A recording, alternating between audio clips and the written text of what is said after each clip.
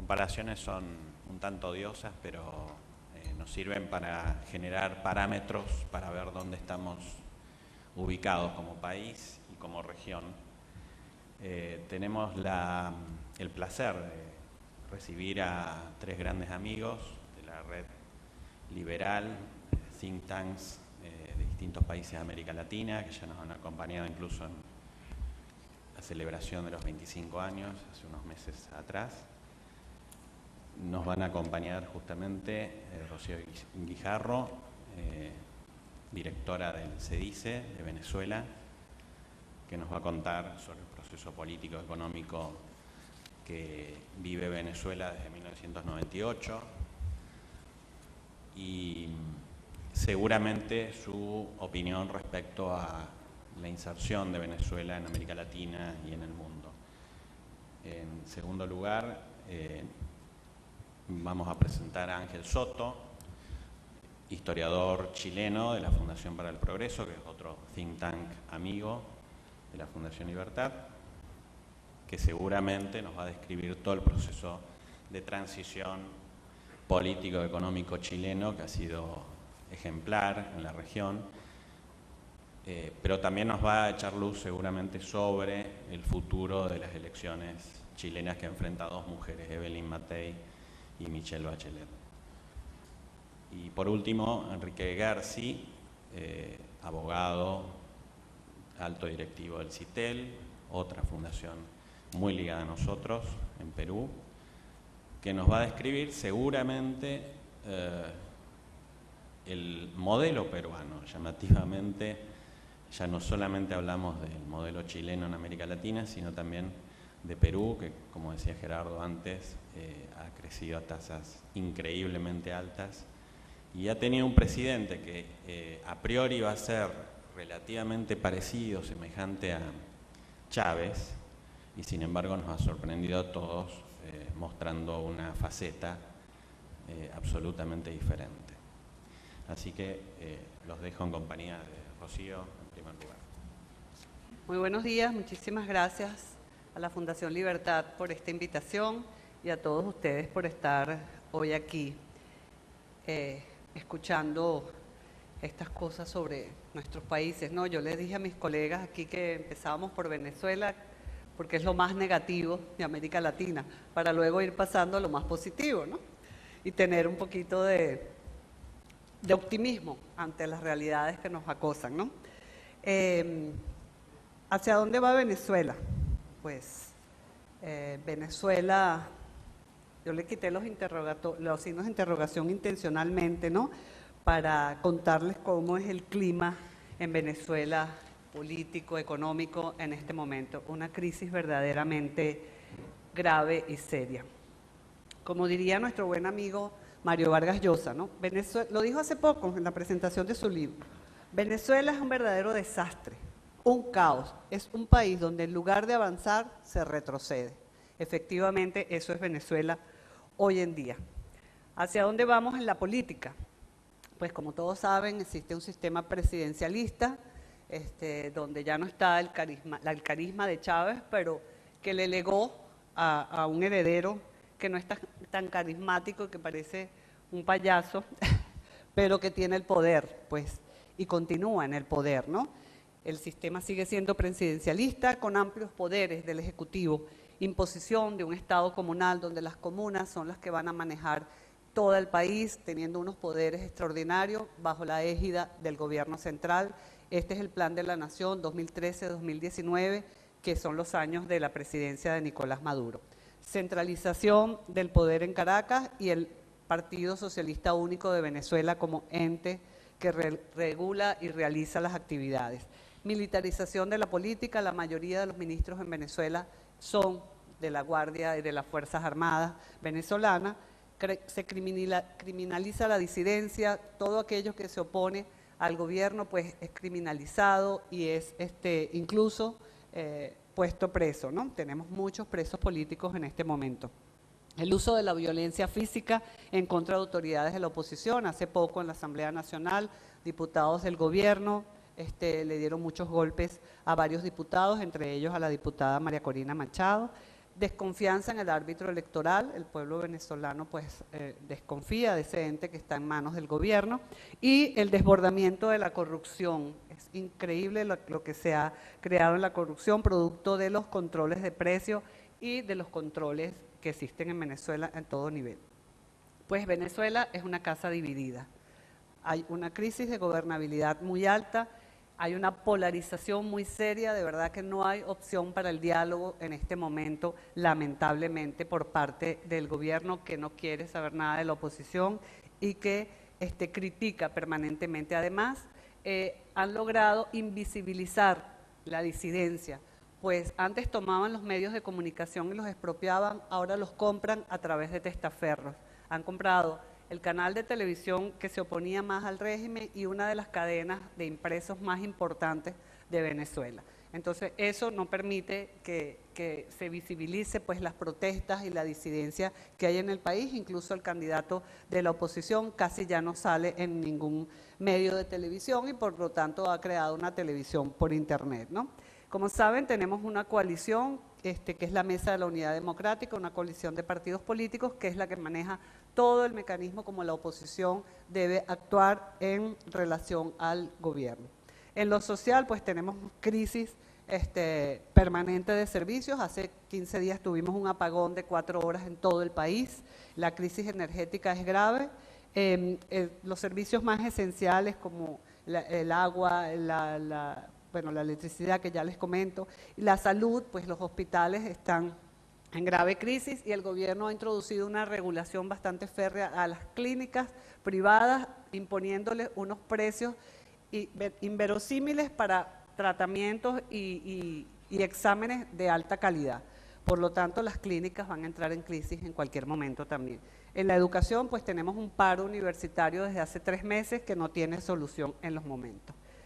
Bueno, y en economía, que esperamos que sea la economía lo que ahogue a ese gobierno y tenga que tomar alguna solución para salir de ello, ¿no? Los resultados son totalmente negros, una economía roja, rojita, como ellos, ¿no? Y estamos en el último lugar de todos los índices de libertad económica, el presentado hace también unos días por el Fraser Institute, que examina 152 países, Venezuela es el 152. Así que imagínense ustedes la situación tan grave del país, porque el gobierno controla todo, tenemos controles de precios, controles de cambio, expropiaciones, porque este gobierno venezolano desconoce la propiedad privada. El único producto de exportación es el petróleo. Nosotros no exportamos en este momento más nada. Los industriales venezolanos están ahogados por la falta de materia prima y por las expropiaciones y las nacionalizaciones, además de los controles de precios, donde están regulados muchos de los productos que se viven en el país. A lo mejor ustedes han leído en la prensa, en los medios, la grave crisis que hemos tenido de papel higiénico, que en estos momentos están entrando unas cuantas toneladas que vienen de Colombia, porque no hay en Venezuela producto de esta excesiva regulación y controles que hay. Supuestamente ellos van a flexibilizar el control de cambios, vamos a ver qué pasa en los próximos días. Continúan las expropiaciones y las intervenciones en las empresas. Tenemos en este momento la inflación más alta de América Latina.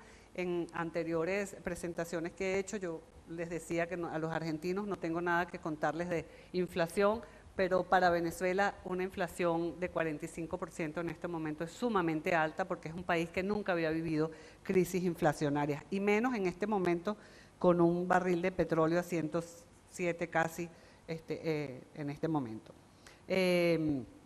Por supuesto, el Banco Central está emitiendo dinero inorgánico, carece totalmente de autonomía, y el país está dependiendo prácticamente de importaciones que hace el gobierno en todo momento. Entonces, esto, por supuesto, ahuyenta los capitales extranjeros y está generando una distorsión impresionante de todo tipo, ¿no? El gobierno ya no cuenta con los ingresos suficientes provenientes del petróleo porque no está produciendo lo que debería producir. Y por lo tanto, los venezolanos hemos empezado a vernos cara a cara con el modelo actual, que cada vez se siente su insostenibilidad, pues se profundiza en forma creciente los aspectos negativos que alejan el bienestar de la población venezolana. Nosotros le llamamos el sarcófago económico porque estamos metidos en una trampa, encerrados en esto que significan todos los controles. Como les decía, el último lugar en el índice de libertad económica, la inflación más alta de América Latina, el índice de escasez a un 20%, y para el mes de agosto los alimentos aumentaron un 75%, casi 4 veces más que el sueldo básico en Venezuela, que aproximadamente es ahorita de unos $50, ¿no? Pues Venezuela, los precios de petróleo, como nunca antes, la bonanza petrolera, y Venezuela esté sumida en este empobrecimiento por culpa del gobierno socialista, castrofascista, que dirige a nuestro país en este momento, ¿no? Bueno, no es en este momento, desde hace 15 años, desde que Chávez irrumpió a partir de una elección supuestamente democrática y tomó el poder. Entonces, PDVSA produce 2.800 barriles de petróleo en este momento cuando debería estar produciendo 6.000. Y de estos 2.800, pues regala 500 barriles a Cuba, Nicaragua, Petrocaribe, etc. Domésticamente nos consumimos 800 barriles, donde el litro de gasolina cuesta 0,02 centavos de dólar. Imagínense ustedes, yo lleno el tanque de mi carro con 0,5 centavos de dólar y es un carro utilitario. Así que es la gasolina más subsidiada también del planeta.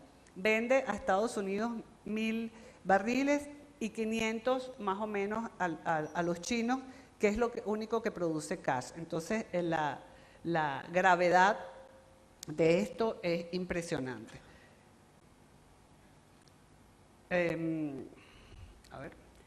Y los envíos a Cuba, por supuesto, no se pagan con dinero, sino se pagan con médicos cubanos, con inteligencia cubana, con entrenadores deportistas cubanos y con los cubanos que están manejando la mayoría de las cosas en Venezuela, las cosas más importantes como los registros civiles y los registros de identidad y de pasaporte y de todo eso.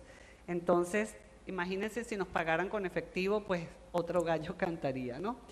Además, el gobierno tiene una serie de demandas y denuncias ante la Comisión Internacional, el CIADI.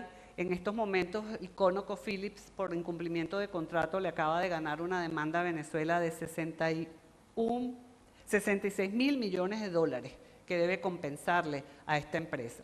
El gobierno, por supuesto, no tiene cómo pagar esa deuda, así que no sabemos cómo van a hacer, porque además vienen otras demandas más de otras petroleras por incumplimiento de contrato. Venezuela pues tiene un control de cambios bastante férreo, donde la tasa oficial es 6.30 y la tasa libre, blue o negra, como querramos llamarla, alcanza, ayer chequeé y ya no está en 40, sino en 45 bolívares por dólar. Imagínense ustedes 700% de diferencial cambiario. Eso es una cosa que solo la aguanta una economía petrolera, pero que ya está, tratando de ver cómo flota, porque está totalmente ahogándose, ¿no? Y han inventado una serie de artificios que si la comisión de divisas para proveer de divisas al sector privado, subastas de divisas, etcétera, pero que todo aquello se ha convertido en un antro de corrupción, porque quienes más se han beneficiado son aquellos que trafican con este control de cambio. Entonces, lamentablemente, pues Venezuela vive una crisis económica muy seria, de 3 millones de hectáreas expropiadas, nada más el 3% está operativa. En el gobierno de Hugo Chávez se expropiaron 2.800 empresas en 14 años, casi 13.000 millardos de dólares se le deben a estas empresas expropiadas. Creo que una de las pocas que ha cobrado ha sido Techin, empresa argentina, que por las negociaciones con la presidenta Kirchner, pues el gobierno venezolano les pagó la expropiación que hicieron, ¿no? ¿Y qué puede pasar en Venezuela en estos momentos? Pues hay unas elecciones municipales el próximo 8 de diciembre, donde la oposición pretende que sean unas elecciones plebiscitarias para demostrar pues, que el descontento y que hay en el país, ¿no? Y que la gente acuda masivamente. Son elecciones de alcaldes y concejales. Vamos a ver si esto es así, ¿no? porque ahí se podrá medir de verdad el apoyo del descontento y de la baja de calidad de vida de los venezolanos, ¿no? Puede que se consoliden con esta elección los liderazgos regionales y locales para que de una manera organizada puedan coordinar las protestas sociales que hay en todo el país, pero que no están organizadas, ¿no? Y cada día son más numerosas las críticas a la situación económica de los gobiernos y la gente se va molestando, todavía no con la fuerza que deberíamos, pero poco a poco, ¿no? Y porque además el gobierno aumenta la presión política en todo sentido, ¿no? Si no gana la oposición, pues se liquida definitivamente las autonomías locales, no vamos a tener la posibilidad de tener fuerza en ese sentido y se consolidaría el Estado comunal y se centralizaría aún más.